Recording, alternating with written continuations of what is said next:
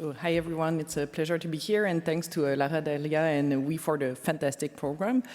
So I was asked to talk about MS and diet in 18 minutes, including some of our data, so it's going to be fast.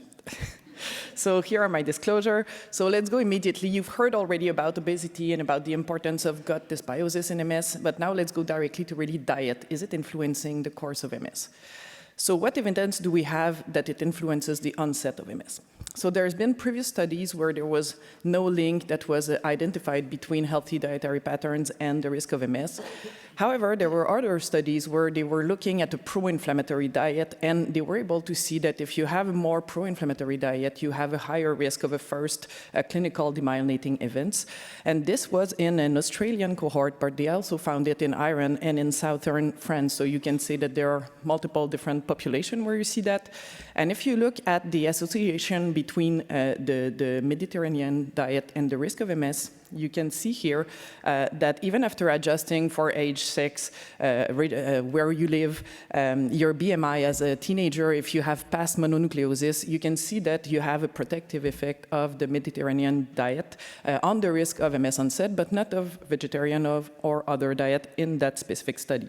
So I think we have evidence showing that you might have an influence of diet on the onset of MS. What about the course of MS?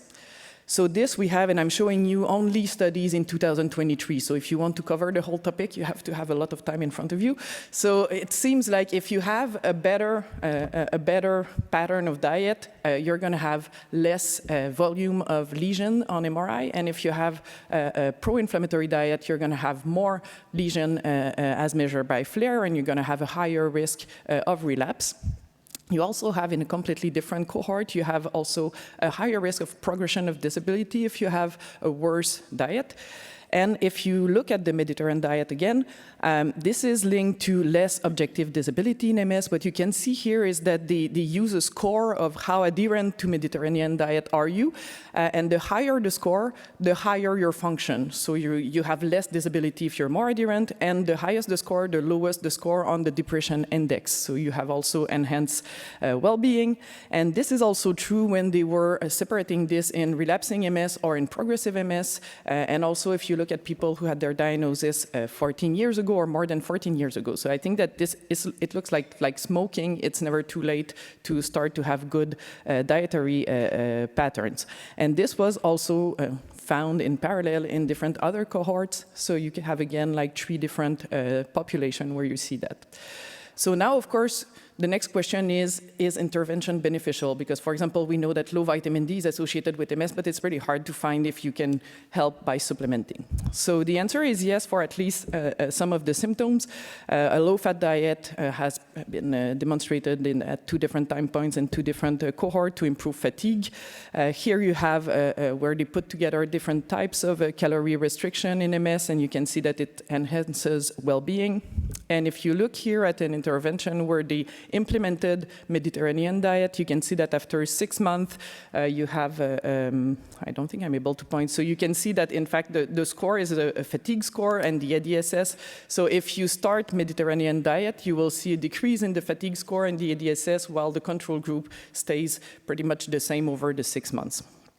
Now, if you look at the ketogenic diet, which is a good one because you can measure how adherent the people are, you can see that on about 60 people with MS, they were able to show that you have improvement of a lot of metabolic parameters. And in parallel, what you have is you have an increase in the score of quality of life for both mental and physical health, and you have a decrease in the ADSS score, the depression index, and the fatigue scores. So it does look like, yes, diet is associated with MS onset and course, and yes, you can obtain benefit by implementing a more healthy diet. But the question is, what are the biological mechanisms implicated? So first, some of the studies tried to look at the different components that were associated with the risk of MS, and here you have a study in pediatric population where they found that if you have a higher intake of saturated fat and a lower intake of vegetables or fiber, you're more likely to experience relapses. In a completely different cohort, they've shown in adults that if you have more fruit and vegetable, you're less likely to increase disability, and if you have more unhealthy fat, you're more likely to accumulate disability. And here again, with the Mediterranean diet, they've shown that in fact, if you eat more olive oil and nuts, and you eat less refined sugar and pastry, you're gonna have less disability. So this is very different definitions of a healthy diet, but globally you can say that what characterizes the Western diet, which is high in saturated fat, in calorie intake, high in refined sugar and processed food, seems to be bad. But the question remains of, is it what you eat or is it what you don't eat? Because in fact, most of these dietary interventions result in caloric restriction as compared to your previous diet. So what happens depending on your food intake or your caloric intake? Well, that's complicated. And you can see here a cartoon that was published in a Nature review. But globally, if you want to go on different aspect of it, you can say that when you eat, you're going to change, of course, the level of glucose in your blood. That's going to change your insulin. You're going to have some metabolic impact. And of course, metabolism can impact also your immune cells. And while you are feeding yourself, you're also feeding your gut bacteria, because what you eat, they eat. So depending on what you eat, you will select different type of bacteria, and this will have an influence, of course, on your barrier, on your intestinal barrier, but also on gut-derived metabolites. So if you have like bacteria that produce lots of short-chain fatty acid, it's probably going to be beneficial. And these gut-derived metabolites can go directly to the brain and participate in the gut-brain axis. So the state of your gut, the state of your metabolism will also influence the state of your brain. And in reverse, depending if your brain is in an inflammatory state or depending on the state it is, it will also influence your behavior to search for food and to decide what you want to eat. And it can create a vicious cycle or a beneficent cycle. So I hope I have convinced you that diet is not soft science, that it has really important biological impact in MS, and that it can help at many different steps. And with that, I'd like to thank all of my collaborators, Victoria, who has done really most of the work, and all of my students and members. Thank you.